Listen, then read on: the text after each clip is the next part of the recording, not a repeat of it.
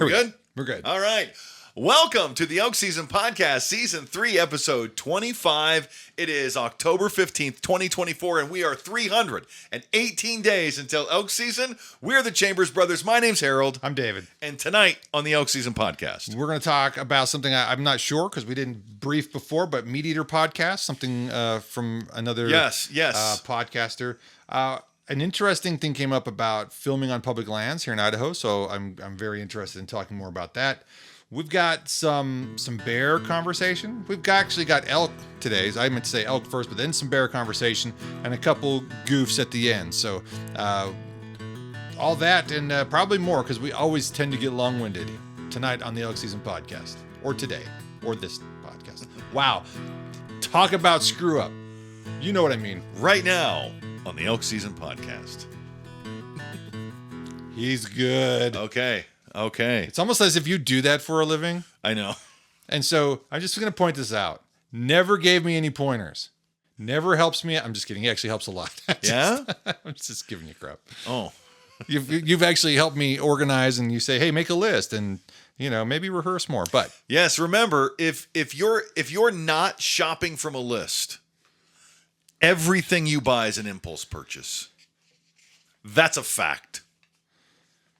Everything you buy is an impulse purchase. Anyway, shop from a list. what if I have the memory of my list? I would have to see some examples of that wonderful memory. All right. So Meat Eater. What's this Meat Eater podcast? So a couple of things. First of all, most people in archery know who Steve Rinella is. Steve Rinella has a show on Netflix. It's called Meat Eater. He's got a bull moose with like sporks for antlers. That's his logo. It's really cool. Okay.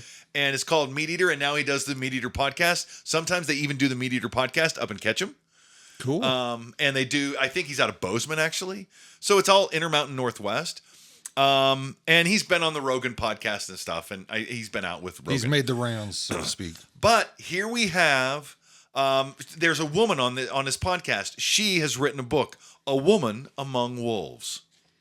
And she goes and lives with the wolves and experiences wolves. And in the podcast clip that I saw, she's talking about the Mexican wolf and what an interesting subspecies of wolf that is, because it's a very, very small number, like 7 individuals. Wow. In the entire subspecies. And they right now, or whatever is left from the Mexican wolf population is from these 7 individuals. So it's what's called a bottleneck for a species. So yeah, that's it hinders the biological diversity that they have, the genetic diversity they have, which is why they used large Alaskan wolves down in Idaho. It's why they put larger Alaskan wolves just for genetic diversity. Gotcha. Right? They are the same species, but they needed more genetic diversity because the populations in Yellowstone, when they reintroduced them, were so small. Yeah. And in Idaho, they were so small, we need genetics from different places to bolster this population. Anyways, so be on the lookout. There's a new book about wolves. I promise I will read it. I have no doubt. And I'm excited to read it, so that's why I saved it. I thought it's great. And I like that Steve Rinella takes such an academic approach to understanding and having genuine conversations with people who write books about wolves. So many people out west just are so negative about wolves. It's like it's a trigger word for a lot of people out west. It really is. And I love that it's a trigger because I want to engage with people about it because I love wolves so much. And what's interesting in the field, and I don't know how many times I've been with you when this has happened, but I know on my own, particularly when I've been out hunting without you and run into other hunters, wolves come up. Yeah. Infrequently, but frequently enough. But it's usually under the negative limelight. Yeah. If there's a conversation with an outdoorsman, I'm bringing up wolves. You're right. I meet somebody from Colorado. Hey, what do you think about the wolves coming in? I mean, that's my first question. I'm all about that. So I like to understand the wolf and the wolves coming back, and it's gonna play a really important role in Colorado in the next decade. Really, really important role. Yeah. And we're gonna see a lot of people whining and crying about it. And some of them rightfully so. Yeah, so there's a lot of sportsmen that aren't going to get tags in Colorado. Yeah, it's gonna change the dynamics for sure. And there's that it's the growing pain of recovery. Yeah. So. Yeah, and they aren't going to be as easy to get. No, because they're not going to be in the same places. They're going to be pushed around year round by wolves. And their behaviors are going to change drastically. That video you showed me, I think 2 weeks ago, of the elk in the backyard somewhere in Colorado. Yeah. It might have been right before the elk season this year, but just the hundreds of elk in this person's backyard. Yeah. Just like it no fear of man, which is kind of concerning. Yeah. But nothing else to cause them that fear either, because we could, symbiotic relationship with wolves. It helps them keep out of our, lawn and out of our fields and right. Yeah. There can be some benefits to that. I'm not sure if I'm speaking with full knowledge on that, but it makes sense that there could be a symbiosis of sorts. Oh yeah, and there should be, So I mean, they're still feeding. I follow another person on TikTok who complains about the feedlots. They have winter feedlots in Wyoming. Yeah. Why? That's a good point. Because in the old days, well, I don't know if this is the reason, but obviously, if elk can't sustain themselves, why is it our job to feed them? Yeah. Right? They should be able to sustain on their own. When they set up Yellowstone, they go, we want to keep everything as beautiful and pristine, except for the wolves. Get rid of the wolves. And so they had to do a lot of culling of elk in Yellowstone because the wolves weren't doing it. Yeah. And part of that was when the winter is because all three major rivers of the United States begin right there in Wyoming. That's crazy. It is the top of the continent, right? Yeah. It snows a lot there. And it snows so much the elk are pushed out, and then there's nowhere. There's so many elk, and there's no food for them to eat. They're all farms and stuff. So they end up feeding wild elk all winter long in places in Wyoming. And healthy sportsmen have a problem with that. Yeah. Some sportsmen are like, why are you doing this? Yeah. But the encroachment of man, right? I don't know. Maybe they don't buy that argument or that understanding, but we've encroached on their land. You just said it yourself. It's all farmland now. It is. And so it is kind of in a conservation perspective, I would argue that it is our responsibility. I almost wonder if it's more a tradition, right? Because Jackson Hole is a resort town. True. And people get sleigh rides through the elk feeding grounds. Yeah. You want to go see the elk, you're in the safety of this big thing, you get to throw hay over to them. It's a big deal. And so now it's not so much a response to not having wolves in Yellowstone, but it's a response to what tourists want. Yeah, that's true. Anyway, so that's where I think that is. There's enough money revolving around that. So if we can, let's segue to this next bit, which is we've gone out and we filmed. Yes. And can you use that legally if you film that to hey, I want to put together a video, put it on YouTube, monetize it? Can I do any of that? Yeah, I see guys all the time. They're out filming, they're out doing this stuff, and it wasn't until an episode of Randy Newberg, he's like, well, we didn't get the film permits on time. I'm like, why do you need a film permit on public land? Yeah. Right. I mean, I would understand it if you're filming Back to the Future on public land. Right. But why? Why is a big Hollywood production different than me? It's public land. Yeah. So, and where does that line cross? When does it become a commercial production? And when is it me with my iPhone out trying to film some elk? My initial gut response to that question, if you don't mind me, I wasn't thinking about this earlier, but look, if you have to report your finances. If you make a certain threshold of income of videos you took from public land, maybe you need to have a permit, especially if you're making a living. Right. So I think they're, but what's that? How do you define that? What's that level? And how do you do it without pinching off a whole bunch of people that are just doing it as a hobby? Right. Right. And am I doing something illegal by publishing stuff on YouTube that I get from public land? Yeah. Right? I don't know. I don't know. But this public land thing, you showed me this TikTok from the Blue Ribbon Coalition. Yeah.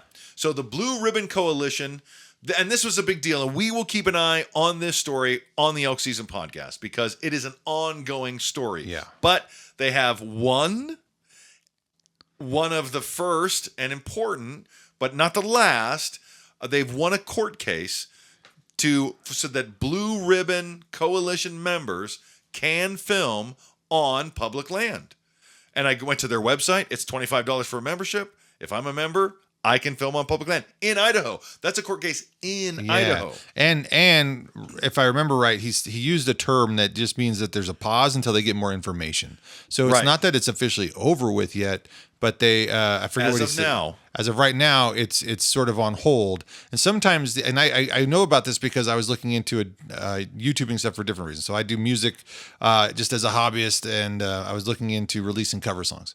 And so I found a great resource on YouTube, a lawyer that's what her job is. She just kind of helps people understand the music industry aspect. And so there's actually 2 different licenses you need to publish a cover song if you have a backdrop versus the song itself. And so it's kind of complicated. It's crazy, but websites that help you do that, kind of like what Blue Ribbon Coalition is doing for other types of media. And we need these guys, and they So but I've been learning a lot of this lingo from her, and so I heard that, and I heard her say something. But she's a lawyer, and so she explains what this means in that regard. And she's looking out for the little person who's on YouTube, who's trying to do the right thing and trying to help give them the education they need to do what's right with their music publishing. And so it sounds like Blue Ribbon Coalition is trying to help understand that aspect in terms of not major filming, but filming in general. But I wish I could remember the word. I've been rambling here because I was hoping that word would come back to me. But either way, it was just kind of and again, limited. I'm not a lawyer, and I'm not going to claim to ever have the ability to be from watching a couple of YouTube videos. But I appreciated that knowledge about that particular word. And so I hope that it continues to move forward and be successful. I think in some cases, the word he used says that it might peter out in court and it just becomes the law of the land again kind of thing. Right. So, anyway, sorry, that was a whole lot of nothingness. I think Billy Madison invokes a quote here. Yeah. People are now dumber having listened to what I just said. Yeah. Hold on. You might have to bleep that because that was a quote from a movie. I appreciate all of it. So we're just anyways, to be continued. That story is to be continued. We will keep our eyes on it. So I wasn't going to do Fred Bear next. Okay. But can I? Please. Please. Fred Bear is the father of modern bow hunting. Right. And I felt like I misplaced him on my little list here. So I'm moving him up one. We got promoted, Fred Bear. We got through the big ticket items. But now let's talk about Fred Bear. There's a statue of him. Yeah, they just have a bronze statue of him. I thought it was great that they honored Fred Bear. Fred Bear was the guy who said, we all had rifles. We all hunted with rifles. Everybody's using guns. Yeah. And he's like, they just used to use bows. They could kill anything with a bow. And so he made it his mission to show you how to kill a Kodiak bear with a recurve. There's a video out there of that. There are many. Yeah. There are many. Fred Bear is the great grandfather of all modern day bow hunting. And bow hunting as a sport. Yeah. As a sport. And making it accessible. Because at the time he started, it was actually an elitist sport. It was expensive to get the equipment. Oh, yeah. It's cheap now. I couldn't afford a new bow. Just kidding. I'm going to have to because I've gotten up and coming. New bows every year. I know. But good for them. I know. I've got to buy a new bow for my kid. Oh, that's right. He got up and got to see all the action on the last weekend, and he's pretty excited. But he also has football, which we have to contend with. Football for him, I learned something this week, so I'm just throwing this in here. I want to come back to Fred Bear, but while I'm thinking about it, his games have always been on a Thursday. It's the freshman and sophomore games are always on Thursdays. So next fall, same situation. Okay. So that'll be nice because it's been nice to not have to worry about Fridays. Right. But I get another year of reprieve unless they change something with the. It's all right. It's never too late never too early to be thinking about next elk season. Right. That's where we are. I'm glad you appreciate it. In fact, I know you would appreciate that. So, I do. But Fred Bear, I was very proud when I happened upon a roommate that was moving out, and he said, "There's a bow upstairs if you want it. Just throw it away if you don't. It's left-handed." Yeah. And it was a bear bow. Yeah. And so it's like, cool. Yeah. I'll take it. Yeah, and you shot that for a long time. Yeah. Yeah. I near killed a couple deer with that thing, but the first time I ever took a shot at an animal was in 55, and it went right over her back. She was a big, and you actually found my arrow that next day, but so thanks, Fred. Anyway, respect to Fred Bear. Thank you so much, Fred Bear. I'm glad there's a statue of him. I think it's in the Midwest somewhere, but he was very enthusiastic and a pioneer for bow hunting. Yeah. You brought 2 insane images of elk this week. I did. Insane. Yeah. They're out of this world. The first one, now it's like a non-typical bull with almost like it's almost like the antlers were trying to be moose. Yeah. They look ridiculous. Yeah. I don't even know what to say. It's just what it says here, coming in at nearly 650 inches of antlers. Yeah. But they're webbed together. It's non-typical, but it's cool. Yeah. Yeah, it's pretty neat. It is a non-typical. But it was taken here in Idaho. Oh, was it really? It says Southeast Idaho. Southeast. Okay. So that's over towards the Pocatello, Preston area. It is. So the biggest bulls, the biggest typical bulls that have been taken in Idaho come from the South Hills, which is south of Twin Falls. Yeah. And those are in the 430-inch range, between 400 and 430. Mm-hmm. That's 600? 650 inches. 650 inches of antlers. It's just ridiculous. It's crazy. I had a buddy I worked with back in the mid-2000, 2006. He was excited about hunting season that year. And he goes, I'm going out to, I got a friend who's got a ranch over in the Pocatello area. And I go, oh, really? We're buddies. Is there would he be interested in any bow hunters out there? And he said, no stick tossers. No stick tossers. Yeah, they have a right. Yeah. So the owner of the property just didn't want bow hunters on his land. I love it. Good. All right. That's okay. I got plenty of jokes for rifle hunters. But he plenty of jokes. But they actually had to chase road hunting drunks. He told me about having to chase poachers off the property. Oh, I'm sure. And they weren't bow hunters; they were rifle hunters. But they had to call in fishing game. So the other one took me a second, and then I think you actually had to nudge me to understand what I was looking at. So you showed me this. It was a video of an elk actually, and he's walking up towards the camera. It's a phone scope of some kind. Yeah. And I'm like, oh, he's got a non-typical growth out the side of his head, like a drop tine. Yeah. Right. But it's really bizarre looking. It kind of looks like an ear. But then once it's pointed out, the video pointed out at the same time you said it. Yeah.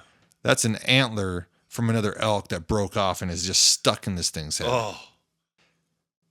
Nature's brutal, y'all. And I've seen other guys who have I don't know where the clips went, but when they pull the hide off the head, there's pieces of antlers stuck in the head, in the nasal passage. Wow. Entirely broken off. And it like grew over and scabbed over. Yeah, that's crazy. Now once I harvest, I got to pay more attention to that. Yeah. It's very intense battles. I've never witnessed 2 elk fighting in the wild on my own. Yeah. I've seen moose, but I haven't seen elk yet. Yeah. But when they do, and I've seen it on video, and the moose, and the amount of dirt, right? There's moose fighting, and they're fighting in somebody's backyard, and they just take out the fence like they're willows. Yeah. Right? They don't even feel it. It's terrifying. Just big, strong animals. Yeah, most wildlife animals are stronger than you'd think. You showed me that bear that. No, it wasn't that. It was a video I was watching of like Fail Army. Yeah. And this bear like went crashing through a plastic fence, or no, a wooden fence. Maybe you showed me. Oh yeah, I did. Yeah, I did show that. So never mind. No, the one example I like to use, there was a show on Fox a long time ago called Man versus Nature, right? And it was like they had different humans battling different animals. And they had a 380-pound sumo wrestler doing a tug of war against a 165-pound orangutan. Oh, yeah. He lost so bad. The human lost so badly. Yeah. Embarrassing. You do not understand the amount of strength wild animals have. It is off the chart. So we don't understand it. To piggyback off of that from something you showed me earlier today, you showed me a Cybertruck going down the road. And the Cybertruck looked gaudy enough with its giant wheels to when you get to the front of the vehicle pulling up alongside it, there's a monkey swinging around on the rearview mirror in that thing. There's somebody. Well, And if that monkey gets hungry, you hope you better be pulled over because he'll go after your fingers, genitals, toes, and nose. Like he's going after your digits, folks. Dude, monkeys don't mess around. I also saw, but didn't show you, a TikTok from somebody at a Sears catalog from 1937 where you could buy a monkey. Oh my gosh. You could buy a monkey from Sears. They had monthly installments. Hey, $4 a month for this monkey. I am going to make some enemies with this next statement. It's time to ban exotic pets. Look at the Everglades, folks.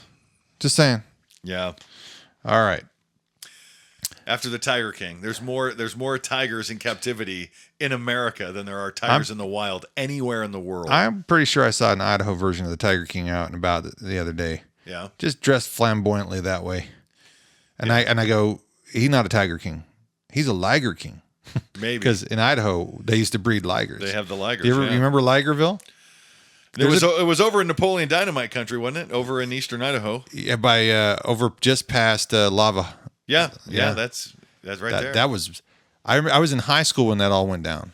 Yeah. And I remember reading about it in the news, and we were heading over that way to do a football game or something. And I was like, I remember looking out the window. I had the wrong location because I didn't know Idaho at the time. So we were headed towards Rockland, which is nowhere near Ligertown. I should have been focused on looking for any elements of cats when we were headed to Bancroft, which is North Gem, which is more close, but still not anywhere near where this all took place. But still a crazy story. Yeah. Fun stuff. What would you do if you, so we've seen bears out in the wild. Yep. Amazing. We got two visually, two on camera. Two this, in a single day. Yeah. This year. And then two more on a single other day because they ran by the camera at the same time. Not that we needed that qualifier, but Montana man fishing. Yeah. And black bear shows up, swats him. Yeah. What's up with that? What's up with that? I don't know. Get out of my forest or something. Black bear human encounters in the wild are exceedingly rare. Right? Yeah. It's not something that happens a lot. Seems like we're picking up on frequency on that, but interactions happen, but physical altercations. Yeah, that's rare. So rare. Anyways, I wanted to log it. I wanted to talk about it. That was in Idaho, correct? It said Montana. Okay, Montana.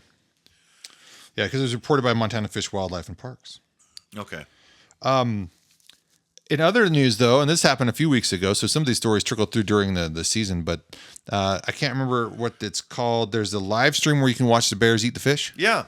Love that channel. Yep. And it's active time, but it got kind of gnarly for viewers. They had Fat Bear Week. It was right before Fat Bear Week started. Right. And they postponed it because of this incident. Right. And a fat bear who was the fattest bear,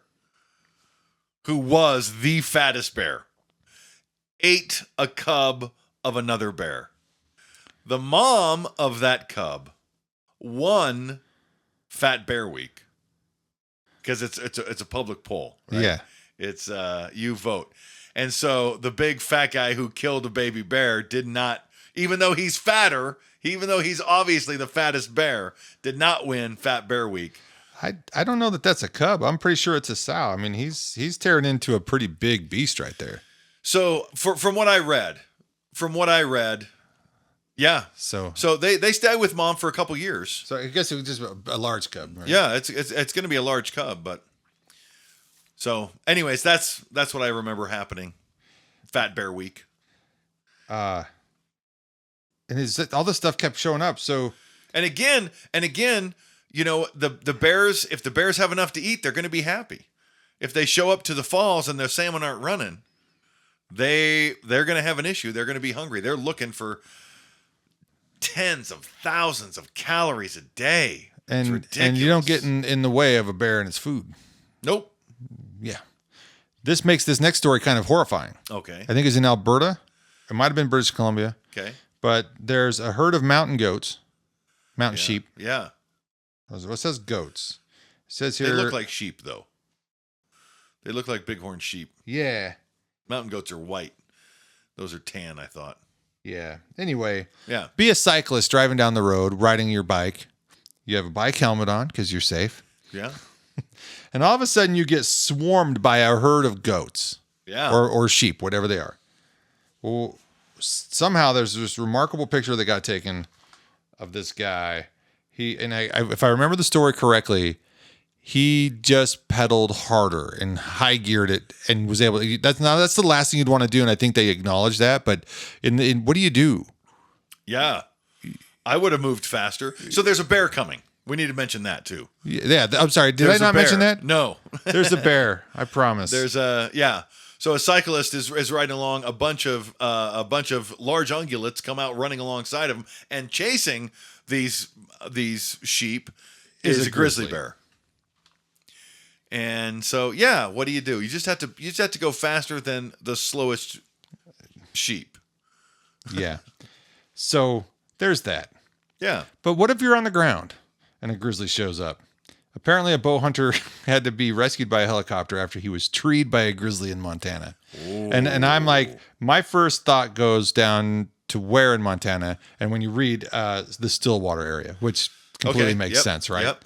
So yeah, there was conflicting stories, and I didn't have a chance to follow up on this one, but apparently he shot at the bear and then climbed the tree. Was one story. The other story was he climbed the tree and then shot at the bear. Okay. And so they were trying to suss that out. Apparently, the story, he changed his story or something. You know how memory is. I was in the tree, I promise. Things get turned around. You know. Well, it's stressful. It's stressful enough to be on your own in the woods, especially in bear country that's known for grizzlies. I'm going to say that his story has got some leeway because of that stress. 100%. Yeah, so, yeah. That's but how nice is it you're able to contact someone from a tree? Yeah. Hey, I'm in a tree. I need help. Yeah. Okay, we'll be there. Yeah, whether it's in reach or some other communicator, or if they're just happen to be because bears will, animals will be like, I'll just stay here. There's something up this tree. Maybe I'll just wait till it comes down. Yep. You could be there for a long time. And even if you did come down, makes me boy, would the hairs on the back of your neck stand straight up. Makes me feel like that scene from Tremors when they find that guy up in the stand, right? He didn't come down. So I know that's not anything to do with bears, but it has to do with climbing. Yes. And being treed, so to speak. Totally. Or pulled. Okay. Two last things here. This kind of goofy stuff here. And I apologize. My bandwidth when you came over when we started, I was a little weak on my bandwidth, but a very cute and fun video on how to talk to your cats about gun safety. Yeah, there's actually a book. Somebody was in a Goodwill and found a book at the Goodwill called "How to Talk to Your Cats About Gun Safety," and it is full of words and pictures of cats with guns.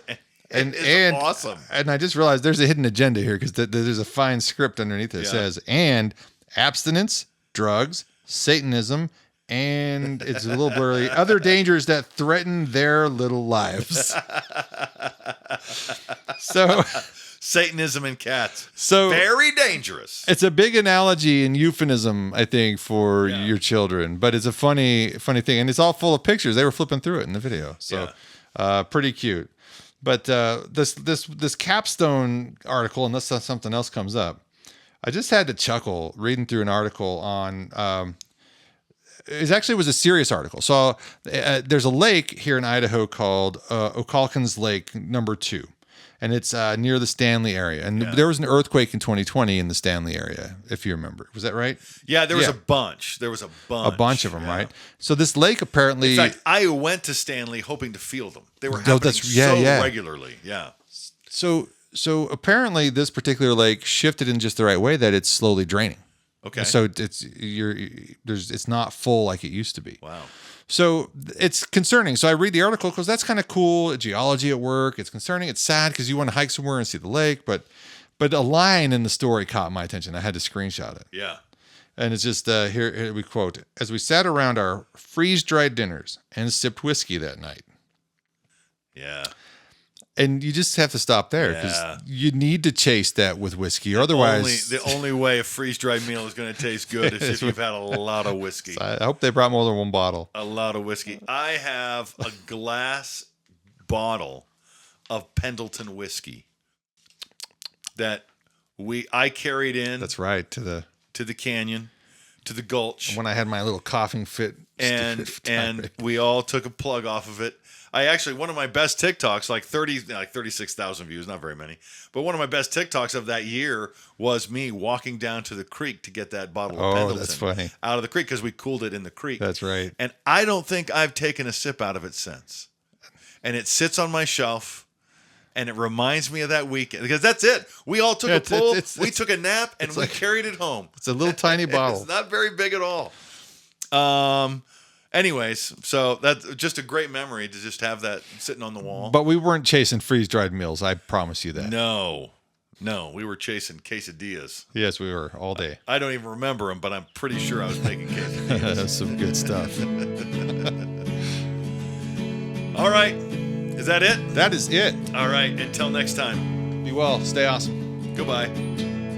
In the morning light, before dawn, bow grip tight, heart beating strong. Through the forest, ancient giants roam. In the land where the wild calls me home. Through the whispering pines and the autumn breeze, driven by the chase, crisp air I breathe. With every step I take, earth beneath my feet. In nature's beauty where the hunter and elk meet. The mountains rise, kissed by the sun. In September, where I belong. Bugles echo loudly through the veil. A symphony of an ancient tale. Through the whispering pines and the autumn breeze, driven by the chase, crisp air I breathe. With every step I take, earth beneath my feet. In nature's beauty where the hunter and elk meet. Silent as the morning mist, I travel on with careful grace. Every shadow, every sound surrounds me in this wild embrace. The challenge and the thrill, the patience and the skill. In the dance of life and nature, my heart's forever filled. As the sun sets, shadows long and deep, I find my place with the memories I keep. The chase and the beauty of a day gone by. Deep in the mountains, my spirit cries. Through the whispering pines and the autumn breeze, driven by the chase, crisp air I breathe. With every step I take, earth beneath my feet. In nature's beauty out where the hunter and elk meet. Here's to the wild places where the elk and I both roam. The chase that brings us closer to the place that I call home. In the stillness of the forest, in the grandeur of the land, I am one with nature's wonder, with my bow here in my hand.